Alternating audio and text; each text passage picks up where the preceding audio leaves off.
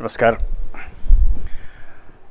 आज हम एक अत्यंत ही संवेदनशील और राजनीतिक और सामाजिक दृष्टि से अत्यंत ही महत्वपूर्ण मुद्दे पर चर्चा करने जा रहे हैं। आपको मालूम होगा कि आज सुप्रीम कोर्ट ने महाराष्ट्र सरकार द्वारा लागू मराठा आरक्षण को रद्द कर दिया।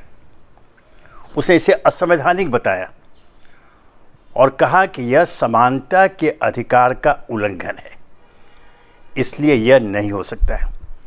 अब थोड़ा इसके पार्श्व में जाए। आरक्षण, नौकरियों में दाखिले में आरक्षण की मूल अवधारणा का पार्श्व क्या था?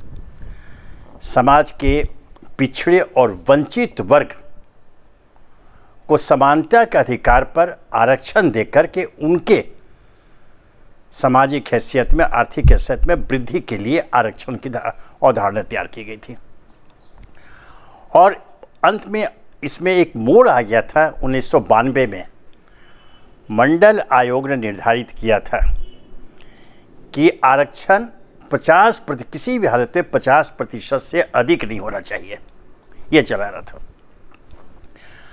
महाराष्ट्र सरकार ने जो मराठा आरक्षण दिया था उसे 16% आरक्षण दिया, जो इस 50% की सीमा को पार कर रहा था, उसका उल्लंघन कर रहा था। इस पर चर्चा चल रही थी, काफ़ी इस पर विवाद हुआ, राजनीतिक रूप से भी कई मोर्चे आंदोलन हुए थे। ये कहते हैं उसको चुनौती दी गई थी। मेरे ख्याल 2019 में, हाँ, जो जून 2019 में बॉम्बे हाई कोर्ट ने उसको बरकरार रखते हुए कहा था कि हाँ, ये जो 16% आरक्षण है यह ज़्यादा है।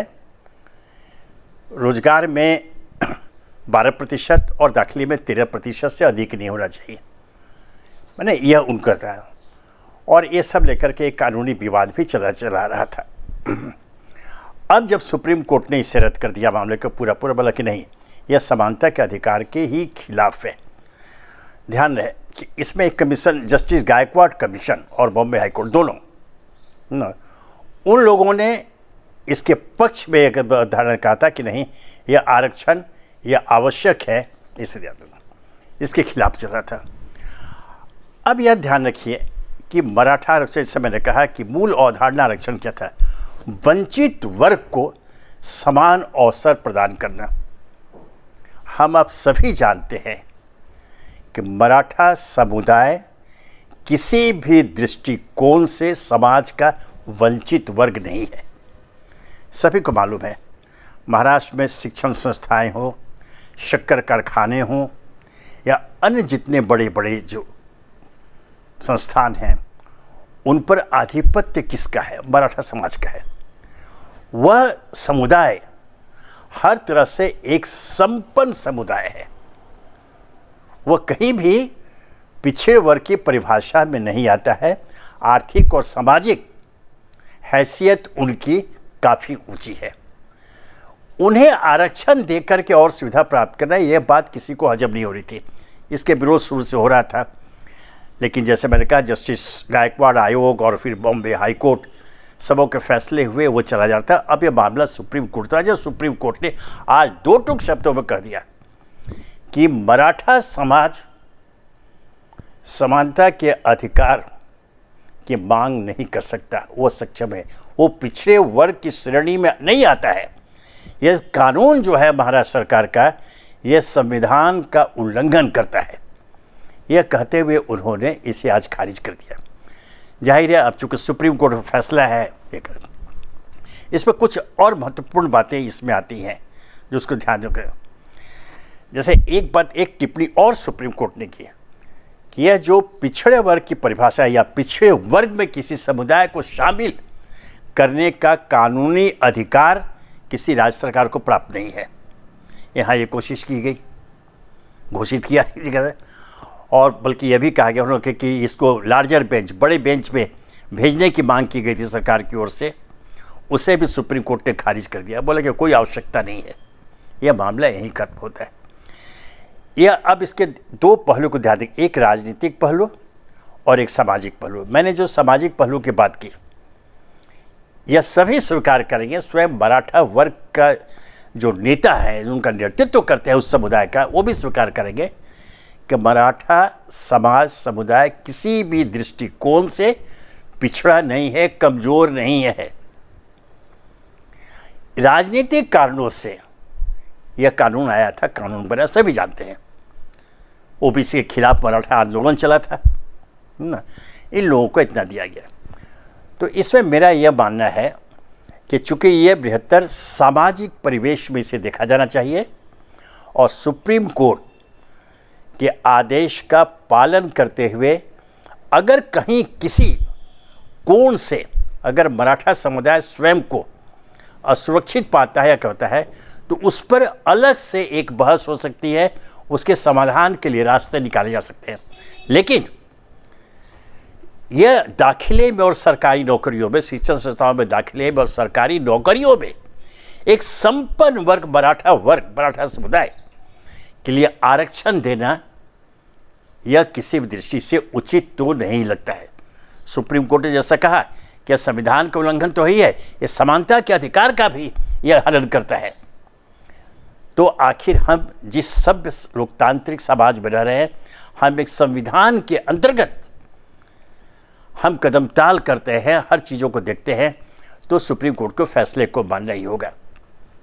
मैंने सामाजिक कहा, अब एक राजनीतिक कारण जो बराबर होता है, तो क्या हम संविधान के ऊपर अपने राजनीतिक हित को देखेंगे? यह एक ऐसा मसला है कि अनेक अवसर पर, अनेक मामलों में इससे समाज में द्वेष पैदा हुआ है, अराजकता की स्थिति पैदा हुई है और इसका प्रभाव राज्य या राष्ट्र के विकास पर भी प्रतिकूल रूप से पड़ता रहा है। हम देश के नागरिक हैं, हम राष्ट्रभक्त हैं, बृहत्तर समाज हित में चीज़ों को समझते हैं। और जो संविधान, मैं यहाँ पर थोड़ा ये बताना चाहूँगा कि जिस भारतीय संविधान की बात होती है, उसके मूल प्रणेता डॉक्टर बाबा साहब आम्बेडकर तो हमारे महाराष्ट्र थे। हम उस संविधान का उल्लंघन कैसे कर सकते हैं? उनके प्रावधानों का उल्लंघन कैसे कर सकते हैं? वो हमारे जो उस संविधान के अंतर्गत ये जो कानून बना था, जिसको रद्द किया गया, ये कहा गया कि नहीं साहब संविधान के अंतर्गत है, बता दो, ये कहा गया, लेकिन यह अधिकार उनको था ही नहीं। आज सुप्रीम कोर्ट ने स्पष्ट कर दिया कि राज्य सरकार को यह अधिकार प्राप्त नहीं है। तो इस आदेश का जो उन्होंने मराठा आरक्षण को रद्द किया सुप्रीम कोर्ट ने, इसे स्वीकार किया जाना चाहिए। और जो राजनीतिक दृष्टिकोण से जो इसके पक्ष विपक्ष में जो माहौल तैयार किया गया या तैयार करने की कोशिश अभी भी की जा रही है, इस आदेश के बाद भी कुछ ऐसे बयान सत्ता और विपक्ष की ओर से आए हैं, उससे लगता है कि इस मामले को तूल देकर एक आंदोलन खड़ा करने की तैयारी की जा रही है। मित्रों, मैं चाहता हूँ ऐसा नहीं होना चाहिए। मैंने जिस डॉक्टर बाबा साहब आम्बेडकर के संविधान की चर्चा की, यह हम महाराष्ट्र में हमारा ये पहला कर्तव्य, हमारा दायित्व तो ज़्यादा है कि हम उसकी रक्षा करें। अगर न्यायपालिका सर्वोच्च न्यायालय की ओर से यह आदेश आता है, वहाँ 5 जजों की बेंच का फैसला है यह, तो उसको सम्मान देते हुए इसे स्वीकार किया चाहिए। हाँ, अगर दोहरा दूँ, अगर कहीं कुछ मराठा समाज को लगता है कि उन्हें ऐसी सुविधा चाहिए, तो इस पर अलग से एक बहस कर, चर्चा कर, आपस में मिलजुल के उसके समाधान कारक रास्ते की खोज की जाए। लेकिन यह तो अपने आप में एक व्यंग्य लगता है, हास्यास्पद प्रयास लगता है कि हर दृष्टिकोण से सुखी संपन्न मराठा समुदाय को नौकरियों में और दाखिले में आरक्षण चाहिए। वो सुखी संपन्न है, वो उनका आवश्यकता नहीं है किसी आरक्षण के हथियार का। तो फिर उनके लिए ये आरक्षण देना ही गलत था, और यह सुप्रीम कोर्ट के फैसले से यह सिद्ध हो गया है। इसलिए हर समाज के वर्ग को राजनीतिक स्तर नहीं, सामाजिक स्तर पर हर उस पर विचार करते हुए सुप्रीम कोर्ट के आदेश का सम्मान करें। और फिर दोहरा दूँ, अगर मराठा समुदाय को लगता है कि उन्हें कहीं न कहीं कुछ खास सुविधा की आवश्यकता है, तो उसको अलग से चर्चा करें, अलग उसके लिए मंच है। लेकिन इस तरह से कानून बना करके या उनको खुद सोचना चाहिए कि एक हर तरह से सुखी संपन्न समाज को उस सुविधा की क्या जरूरत पड़ गई जो संविधान की और कानून की मूल अवधारणा के कारण पीछे अति वंचित वर्ग और समाज में पिछड़े वर्ग के लिए था। मराठा समाज, मराठा समुदाय का एक सदस्य भी स्वयं को वंचित वर्ग का कहलाना पसंद नहीं करेगा। वो वंचित नहीं, वो सक्षम है, हर दृष्टि से सक्षम समुदाय है, उसे इस बात का तो गर्व है। तो उसे पिछड़ा बना करके वंचित वर्ग के श्रेणी में रख करके उनको नौकरियों में और स्कूल कॉलेजों को दाखिले में आरक्षण की सुविधा मिले, यह अपने आप में मराठा समाज के लिए ही अपमानजनक था। मुझे तो लगता है कि सुप्रीम कोर्ट ने आज बहुत अच्छा किया कि इस कानून को रद्द कर दिया। इससे मराठा समाज का सम्मान बढ़ा है, उनका सम्मान बरकरार रहा। क्यों उनको हम पिछड़े वर्ग, वंचित वर्ग में डालेंगे? यह तो मराठा वर्ग के लिए अपमानजनक है। उन्हें उनके नेतृत्व को स्वयं आगे बढ़कर इसे स्वीकार करना चाहिए कि हाँ, हम देखेंगे, हम सक्षम हैं, हमारे पास कोई अगर कठिनाइयाँ होंगी तो उसको हम देख लेंगे। लेकिन जो सुविधा संविधान ने, कानून ने पिछड़े वर्ग के लिए दी है, वंचित वर्ग के लिए दी है, उनका हक छीन करके एक सुखी संपन्न मराठा समाज को कैसे दिया जा सकता है? इसलिए मैं समझता हूँ कि आज का सुप्रीम कोर्ट का आदेश हर दृष्टि से अच्छा है, उसे सम्मान दिया जाना चाहिए, उसे स्वीकार किया जाना चाहिए। जैसा मैंने कहा, इसका एक राजनीतिक पहलू है जो नहीं होना चाहिए।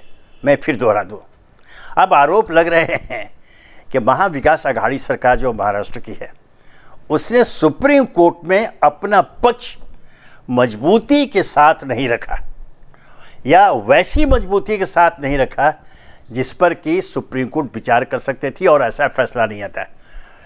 मैं समझता हूं कि यह बिल्कुल विशुद्ध रूप से ये राजनीति का आरोप है। जैसा मैंने कहा, यह नहीं होना चाहिए, इसमें राजनीति नहीं कीजिए।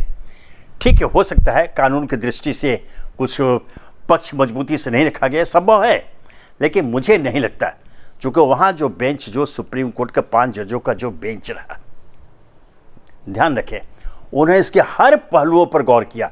उन्होंने बिल्कुल स्पष्ट कहा कि मराठा समाज को आरक्षण देने का अर्थ समानता के अधिकार का उल्लंघन, संविधान का उल्लंघन, उनसे असंवैधानिक करार दिया, अनकॉन्स्टिट्यूशनल डिक्लेयर किया। इस बात है, इसलिए इसमें यह जो राजनीति जो की जा रही है, अब हर चीज़ में जो कहने का आजकल जो है राजनीति का एक जो फैशन हो गया है। अब चूँकि यह बहुत बड़ा मुद्दा था मराठा आरक्षण, उस पर कितने आंदोलन हुए, कितने चले, उसको रद्द किया गया, तो इसका लाभ अभी विपक्ष उठाना चाहेगा, कोई शक नहीं है। और जैसा कि ये सत्ता पक्ष की ओर से जो मंत्री है नवाब मलिक, उनका स्पष्टीकरण भी आ गया, ऐसा नहीं है, उनका स्पष्टीकरण आया है कि हमने अपना पक्ष वहाँ रखा, लेकिन ये सर्वोच्च न्यायालय ने हर कौन से विचार करते हुए उसके विभिन्न पहलुओं पर ध्यान देते हुए ये आदेश दिया। इसमें हम कुछ नहीं कर सकते। हाँ, अब रहा ये, इसका और कुछ कार्य हो सकता है। तो जैसे कानून बनाने का अधिकार तो राज्य सरकार को मिला हुआ है, लेकिन किसी समाज को, किसी वर्ग को पिछड़ा घोषित करने का अधिकार अभी किसी भी राज्य सरकार को नहीं है। यह एक पेच है जिस पर भी विचार हुआ, जो सुप्रीम कोर्ट ने कहा कि अधिकार नहीं था। और यह जो सारा करके ध्यान देखें, जो मंडल कमीशन को 1992 में जो सीमा तय की गई थी कि 50% से ज़्यादा आरक्षण नहीं हो सकता है, मैं पूछना चाहता हूँ, क्या राज्य सरकार को यह मालूम नहीं था, यहाँ कानून निर्माताओं को यह मालूम नहीं था कि एक अदालत में जाएगा, खारिज हो जाएगा? जब वो सीमा तय हो गई है और आज सुप्रीम कोर्ट ने इसे जो बड़ी बेंच में भेजने की जो मांग की गई सरकार की ओर से, उसे भी खारिज कर दिया, बल्कि इसमें कोई ऐसा कारण नज़र नहीं आता है। और यहाँ ध्यान दिला दूँ कि पिछली बार बॉम्बे हाई कोर्ट ने या जो जस्टिस गायकवाड कमीशन ने जो उसके पक्ष में दिया था, तो उसमें कहा था कि विशेष परिस्थितियों में ऐसा कानून लाया गया। लेकिन आज सुप्रीम कोर्ट ने इस पर टिप्पणी की है। उन्होंने यह तो कहा कि विशेष परिस्थितियों में वो कानून बनाया गया, लेकिन वो विशेष परिस्थितियां क्या थी, इसकी चर्चा नहीं की गई, यह नहीं बताया गया। तो अब जैसे कि अब भाजपा की ओर से जैसे आ रहा है कि साहब अपने पक्ष नहीं रखा, कि हो सकता है ये सब जो पहलू है इस पर गंभीरता से विचार नहीं करके या अन्य किसी कारण से सुप्रीम कोर्ट के सामने रखें। लेकिन कोर्ट ने तो स्पष्ट कर दिया कि पहले भी जो आदेश बॉम्बे हाई कोर्ट का था उसको भी जो बड़ी बेंच में भेजने से इनकार कर दिया, बोला कोई आवश्यकता नहीं है। उन्होंने कहा कि विशेष पर कहा कौन सी परिस्थितियां थी, इसकी चर्चा नहीं की गई, नहीं बताई गई थी, इसलिए उन्होंने कानून को रद्द कर दिया।